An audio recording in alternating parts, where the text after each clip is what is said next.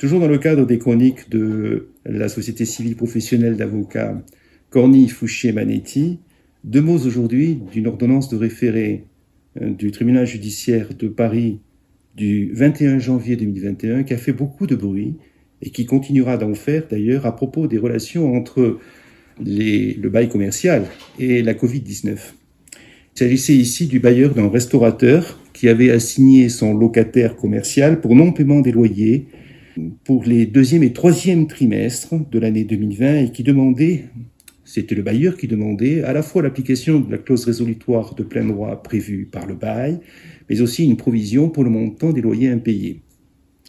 Ce qu'il est intéressant de noter aussi, c'est que le bailleur dans cette affaire avait d'ores et déjà consenti une réduction de 50% de son loyer au restaurateur qui exploitait une pizzeria. Le juge des référés de Paris refuse de donner satisfaction au bailleur. Techniquement, il se déclare incompétent pour différents motifs, dont un en particulier nous retiendra. C'est l'article 14 de la loi du 14 novembre 2020 qui autorise la prorogation de l'état d'urgence sanitaire. Ce texte, en deux mots, nous dit les choses suivantes. Le présent article est applicable aux personnes physiques et morales de droit privé exerçant une activité économique qui est affectée par une mesure de police administrative résultant elle-même de la Covid-19.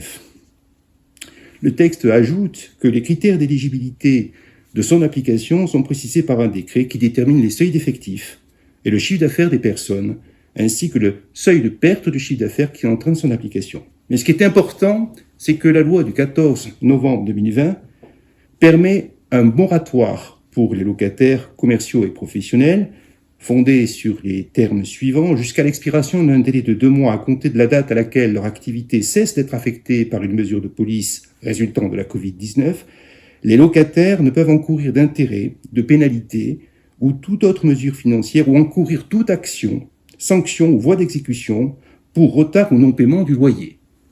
Le texte ajoute, et c'est ce qui m'importe, de faire savoir que toute stipulation contraire, notamment toute clause résolutoire, ou prévoyant une déchéance en raison du non-paiement ou du retard du paiement de loyer ou de charges est réputée non écrite. En d'autres termes, la Covid-19 permet de concevoir un obstacle dirimant au jeu d'une clause résolutoire de plein droit dans le bail commercial. Deux précisions à ce sujet.